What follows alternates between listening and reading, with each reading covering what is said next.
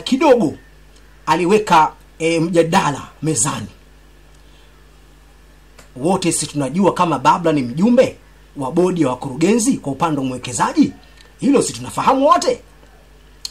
Sasa Babla kwenye kikao hicho leo alijaribu kuhoji, sijui niseme ni ya mengineyo ama ilikuwa ni dukuduku, sifahamu. Lakini kwa mujibu wa taarifa nilizokuwa nazo kutoka kwenye kikao hiko cha bodi ya wakurugenzi kilichoweza kukaa jioni ya hii leo, Babla alihoji kitu kimoja. Akawaambia kwamba kipindi hiki tunafahamu kwamba Simba imepoteza misimu 4 kuchukua ligi kuu Tanzania bara. Hilo halina ubishi na kila mmoja anafahamu. Makosa ambayo yalikuwa yameweza kufanywa miaka 4 iliyokuwa imepita, ambayo Simba haikuweza kupata mataji yoyote katika michuano yote ya ndani, ligi kuu pamoja na kombe la CRDB Federation Cup.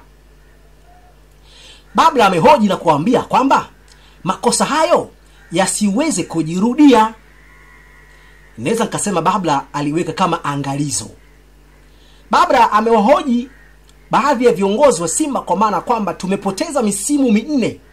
Msimu huu tunahitaji kuwapa burudani na tunahitaji kuwapa mafanikio makubwa na kuwapa furaha wana Simba.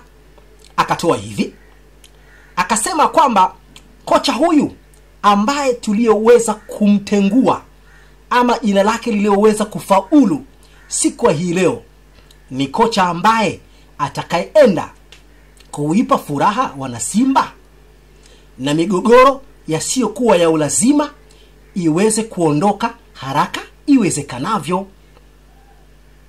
Tusipokuwa wamoja kwenye klabu ya Simba, hili pia halitaweza kutufanya kuifanya safari yetu ya mafanikio msimu wa 25-26 haitakuwa nzuri, kwa sababu maendeleo yanaanza na viongozi.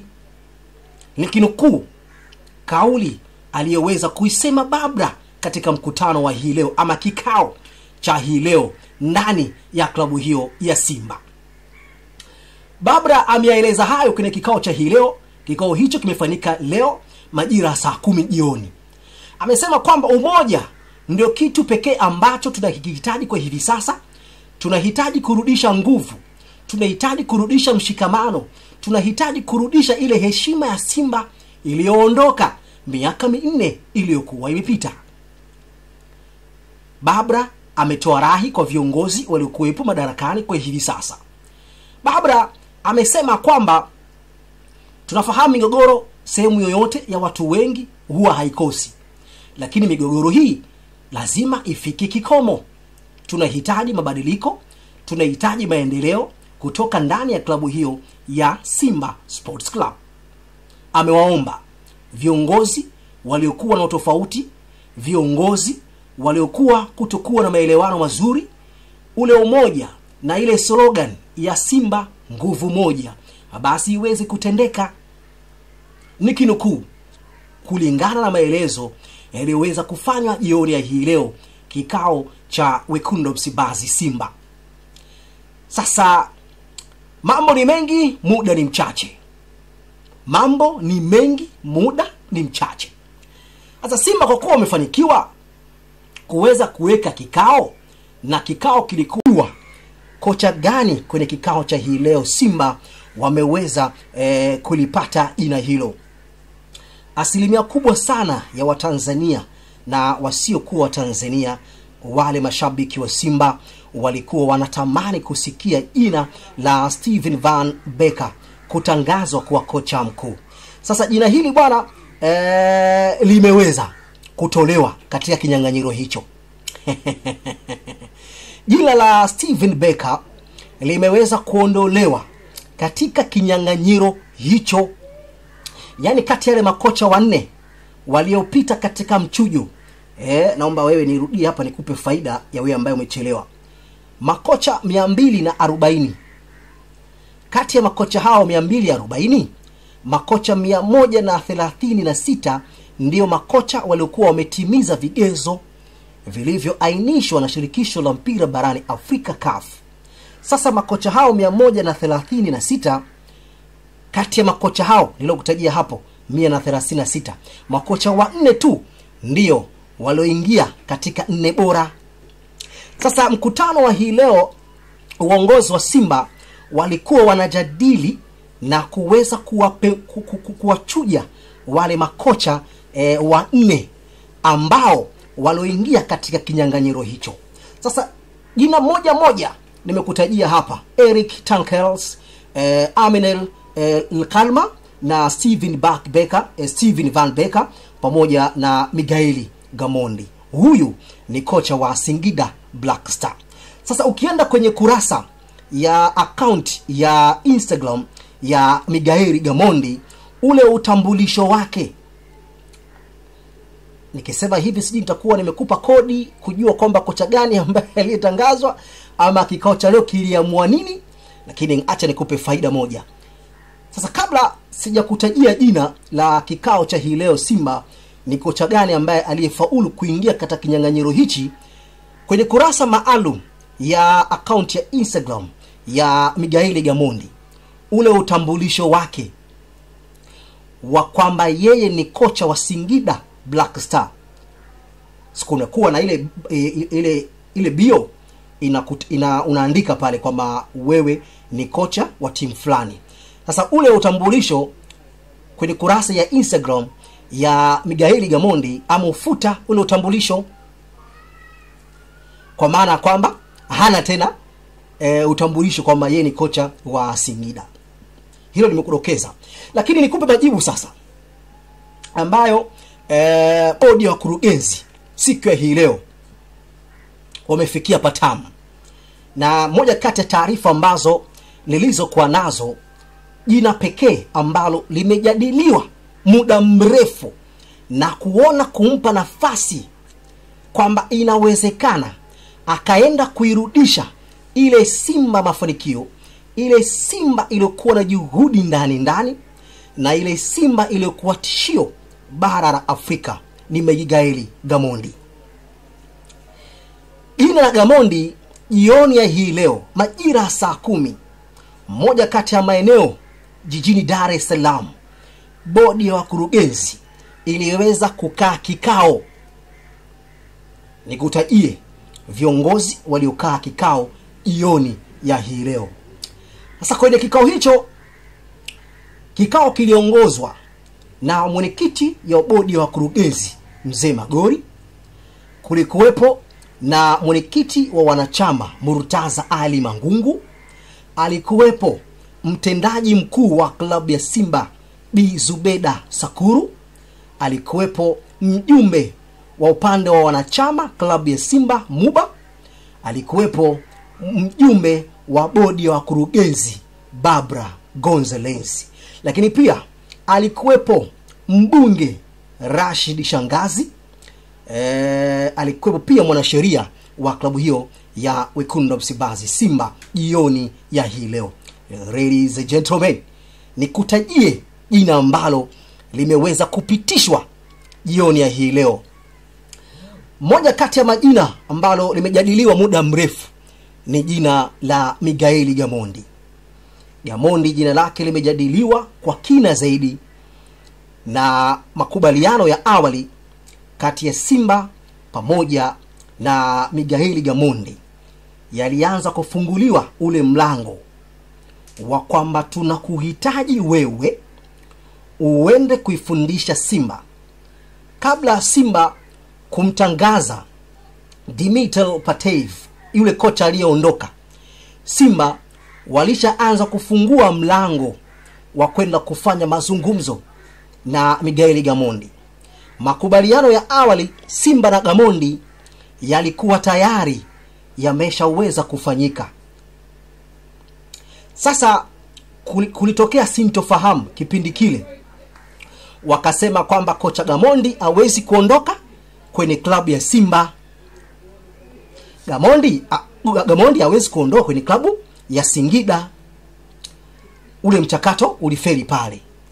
Lakini Simba wao tayari walishaweza kufanya mazungumzo na Gamondi, lakini uongozi wa Singida ukasema kwamba hawako tayari kumwachia nani? Miguel Gamondi.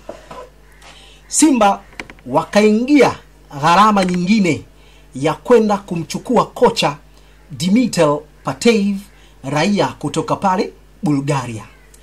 Sasa kwa kuwa Simba wao walishafungua mazungumzo na klabu ya Singida na kocha mwenyewe Gamondi, dili baada ya kufeli, Simba wakachukua plan B ya kwenda kumchukua kocha Dimitar Patev. Sasa kwa kuwa Simba walishaanza kufungua huo mlango, walivorudi mara ya pili haikuwa shida, kwa sababu makubaliano ya awali tayari yalikuwa tayari yameshaweza kufanyika kwamba Simba wanamhitaji Miguel Gamondi. Mchakato umekuwa hivyo. Sasa kipindi hiki Simba wakarejea tena kule ambapo walipoianza safari ya kumhitaji Miguel Gamondi. Sasa majina haya ambayo yalikuwa yameorodheshwa kati ya makocha 136, makocha wa 4 tu ndio walioingia katika 4 bora. Na makocha hawa 4, jina la Steven Van Becker limeondolewa haraka iwezekanavyo katika orodha hiyo. Naomba tuelewane vizuri hapo.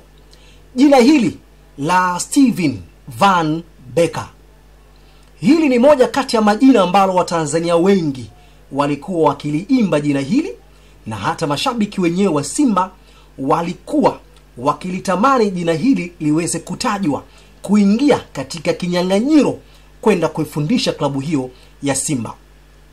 Steven Van Becker ni raia kutoka pale Afrika Kusini, mmoja kati ya makocha wanaoihudumia klabu ya Stellenbosch pale nchini Afrika Kusini.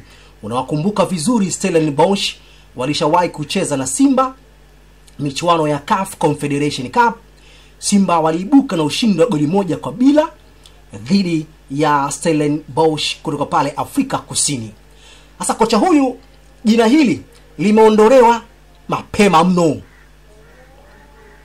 Jina la Steven Becker limeondolewa mapema mno kwa sababu kwa madai ya viongozi wa Simba wanasema kwamba vigezo vyake havikukidhi wao kuendelea kumwamini na kwenda kumpa kazi hiyo Steven Becker. Sasa kocha ambaye aliyekuwa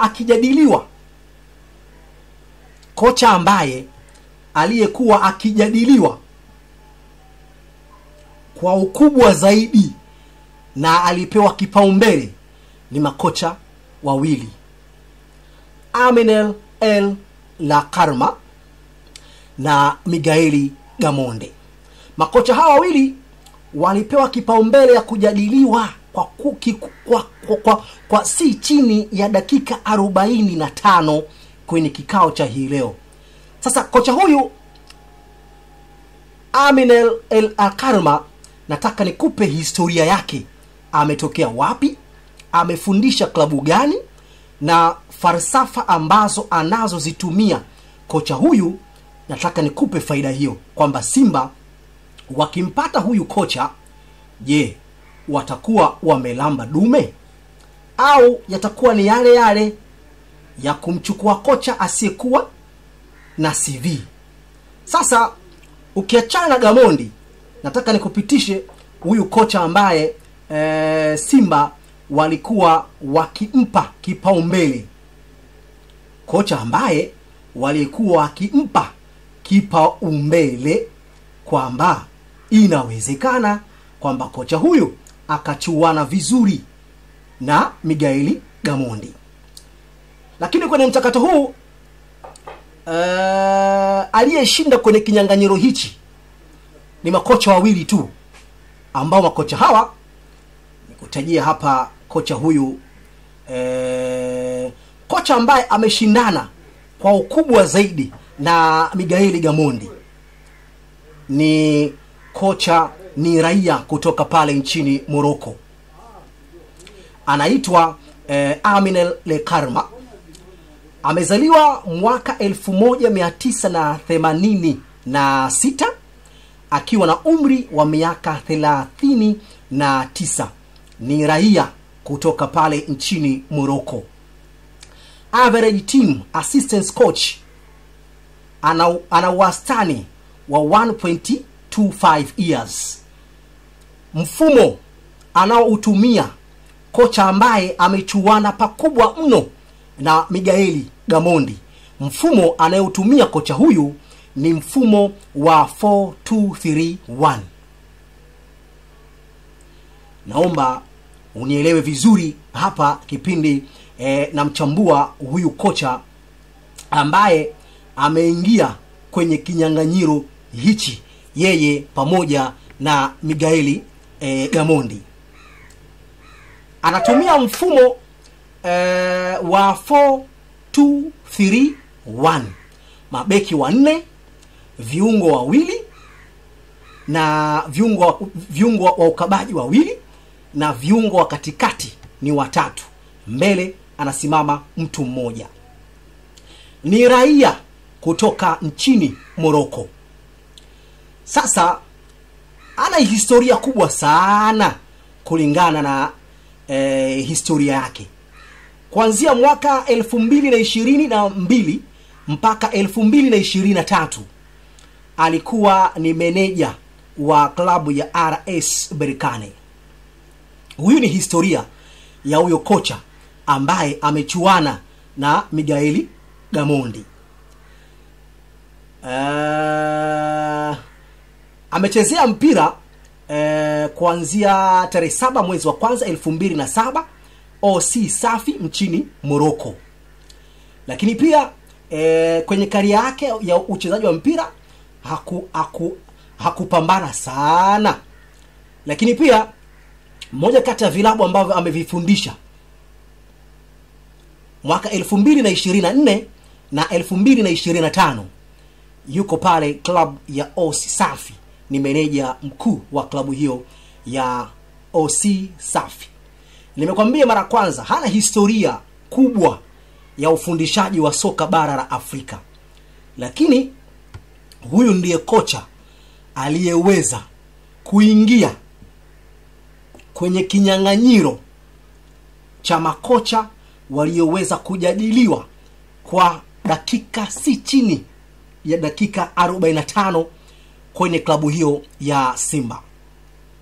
Simba wameingia kwenye mtihani mwingine wa kufanya mabadiliko katika benchi la ufundi. Hili halina ubishi na kila mmoja anafahamu. Hali ilivyo sasa ni tofauti na vipindi vingine, kwa maana msukumo ni mkubwa zaidi kutokana na ushindani.